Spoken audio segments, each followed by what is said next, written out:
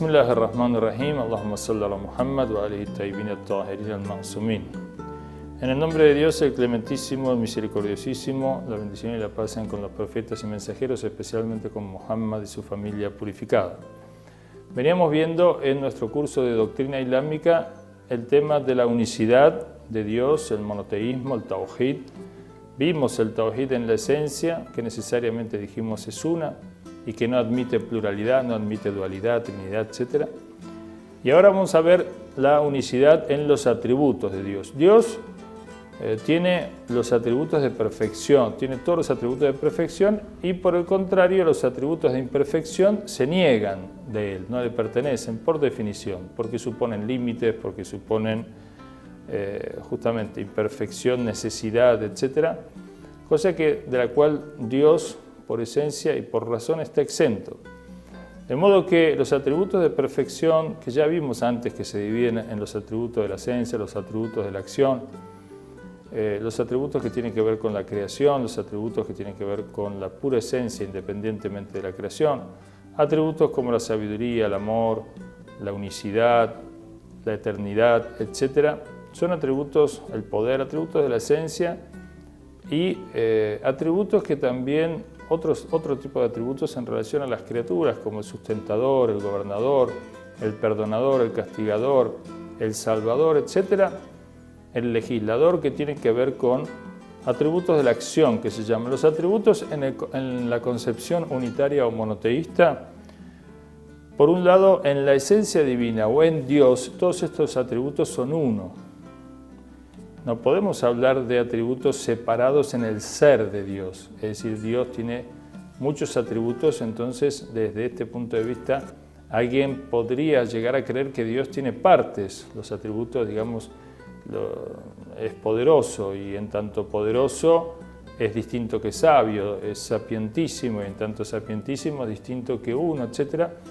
Y establecer una suerte de partes en la unicidad de Dios, pero nosotros sabemos por nuestra razón y por la revelación de que Dios es uno y no tiene partes, de modo que la diferenciación que hacemos nosotros en el conocimiento de los atributos divinos como poder, misericordia, creación, administración, etc., son diferentes o diversos en nuestra comprensión de esos atributos, pero en el ser de Dios todos los atributos son uno.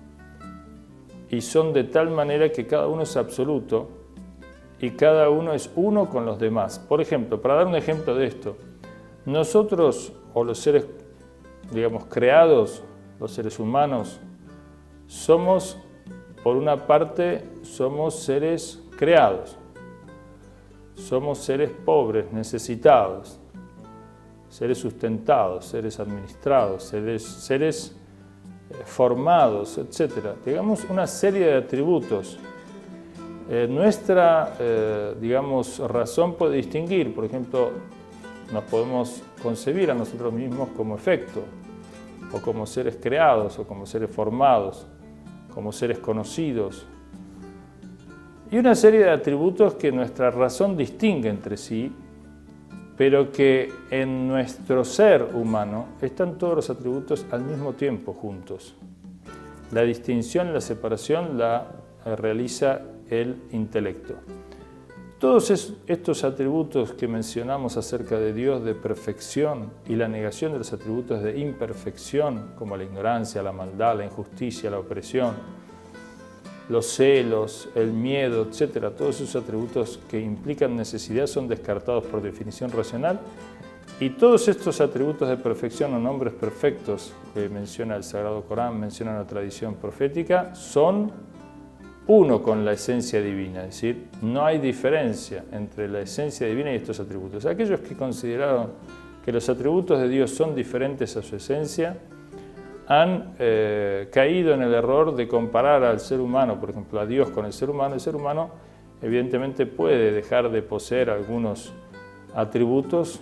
Hoy es poderoso, mañana se debilita, hoy es sabio, mañana ignora, o hoy ignora, mañana sabe, etc. Hay atributos que son distintos de su propia esencia y en este sentido algunos han llegado a sostener que los atributos de Dios son distintos de su esencia, pero por definición racional y por la unicidad de Dios, los atributos son todos uno, nuestra comprensión, nuestra razón es la que los distingue entre sí, y por otra parte son uno con su esencia. Estos son cuestiones que a lo largo de la historia de la teología y a lo largo de la historia del pensamiento en el mundo islámico, algunos pensadores se inclinaron por una u otra cuestión, pero los imames y los sabios de la escuela de los imames y de Ahlul Bayt, la escuela profética más correcta, más sabia en la interpretación del Corán, han mostrado, digamos, en profundidad la unicidad para no caer en ningún tipo de